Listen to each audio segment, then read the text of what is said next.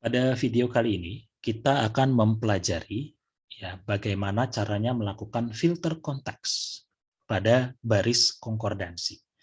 Ya, pertama kita akan memasukkan dulu query ya, supaya kita bisa mempraktekkan filter konteks. Saya akan masukkan query yang terdiri dari dua kata, yaitu into account. Ya. Oh ya, saya jelaskan dulu sebelumnya kita berada di British National Corpus XML Edition. Ya, jadi kalau Anda ingin mempraktekkan, yang mengikuti, kita masuk dulu ke British National Corpus. Oke, saya sudah dapat hasil query-nya, ya, into account ada di tengah, konteks kiri, konteks kanan, kemudian di sisi kiri di sini ada distribusinya. Kita akan melakukan filter konteks. Ya, caranya adalah kita klik dulu ke choose action. Ya, kemudian kita masuk ke sort. Ya, saya ulangi lagi yang sedang menyimak. Dari hasil konkordansi ke choose action, kemudian ke sort. Nanti tampilan akan sedikit berubah di bagian atas seperti ini. Ya, berubah sedikit saja. Akan ada panel seperti ini yang muncul. Nah, dari sini kita bisa melakukan beberapa hal, ya. Tapi saya akan melakukan filter konteks saja. Ya. Lihat di bagian sini, starting with. Ya, saya akan masukkan satu kata, take. Ya, satu kata, take. Kemudian, ya, saya akan ganti position ya di sini ya. Jadi klik position. Ya, kita ganti jadi dari one right menjadi three left. Oke ya, saya ulangi lagi. Ya, jadi ganti posisinya ya dari one right menjadi three left. Sekarang saya akan jelaskan dulu apa yang akan terjadi kalau kita lakukan kita teruskan penelusuran ini ya. Jadi pertama starting with take ini adalah semacam query ya. Jadi kita melakukan query ke dalam konkordansi. Ya. Carilah kata take yang ada di dalam konkordansi ini. Kemudian posisinya di mana? Kita spesifikasikan. Posisinya ada di kata ketiga di sebelah kiri. Ya, jadi bisa kita lihat kata take di sini ya, taken, taking itu ada di posisi immediate context. Tapi saya ingin menyaring konkordansi ini, ya, untuk menunjukkan kata take yang ada di posisi ketiga dari sebelah kiri, 1, 2, 3. Ya, seperti itu. Nah, sekarang untuk menyetujui perintah ini, ya, kita akan lakukan update short.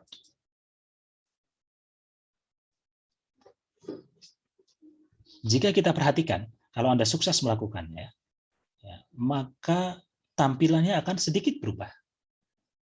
Ya, bisa kita lihat di sini, ada take these matters into account. Take-nya diberi penebalan. Take the subsidy into account. Take the candidate into account. Take these ones. Take recent developments dan sebagainya dan sebagainya dan sebagainya. Ya, bisa kita lihat di sini kebanyakan terdiri dari determiner dan nomina. Ya, these matters, the subsidy, that factor. Ya, walaupun ada juga yang tidak. Ya, misalnya di sini kombinasinya adalah recent developments. Ya. Nah, hasil ini bisa kita kembangkan. Misalnya kita ingin meneliti ya struktur unit linguistik apa saja yang ada di antara take dan into account. Ya, jadi tadi contohnya sudah ada paling tidak dua ya, determiner dan noun. Kemudian ada adjective noun. Kemudian ada juga ini adjective dan noun juga ya. Kita coba akan cari yang lain ya. Jadi kebanyakan memang dua itu saja ya. Nah, bisa kita, kalau Anda ingin mendapatkan hasil lengkapnya, bisa choose action, kemudian download. Ya, dari sini ya langsung saja kita download with the setting above. Ya, di sini saya bisa langsung download karena saya pakai Windows ya. Jadi kalau Anda pakai sistem operasi selain Windows silahkan disesuaikan.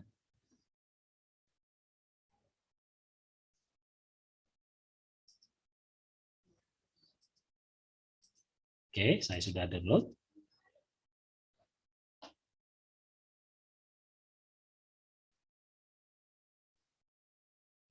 Ya, jadi di sini ya kelihatannya apa acak-acakan sekali di sini. Ya, tapi bisa kita pindahkan ke Excel untuk mendapatkan hasil yang lebih teratur. Nah, di sini kita lihat masih ada label kelas katanya ya. Masih ada label kelas katanya. Ini bisa berguna, bisa tidak. Ya, bisa berguna, bisa tidak. Ya, jadi kalau misalnya Anda mau menghilangkan label kelas katanya, ya silakan. Ya, silakan saja. Nah, bisa lihat di sini yang kita fokuskan adalah ke yang tidak ada label kelas katanya. Ya, jadi bisa kita lihat di sini take these matters, check the subsidy. Ya, jadi saya rasa menggunakan Excel mungkin akan kelihatan lebih rapi ya hasil dari konteks filter line tadi.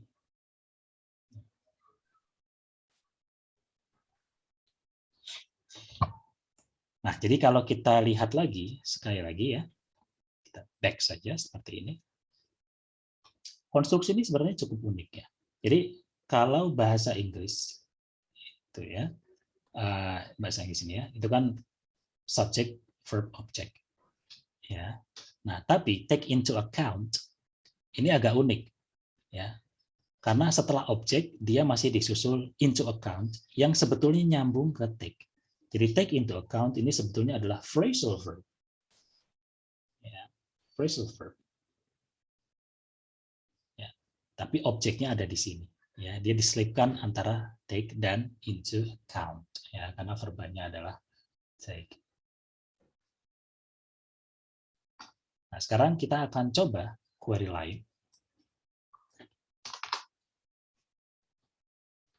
Misalnya take into account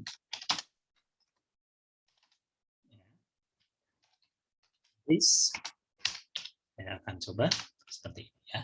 Jadi query ini artinya take into account this, kemudian ditambah kata apa saja yang berjenis yang label anotasinya ya, diikuti kata apa saja yang label anotasinya dimulai dengan n. Berarti bisa singular, bisa plural dan sebagainya.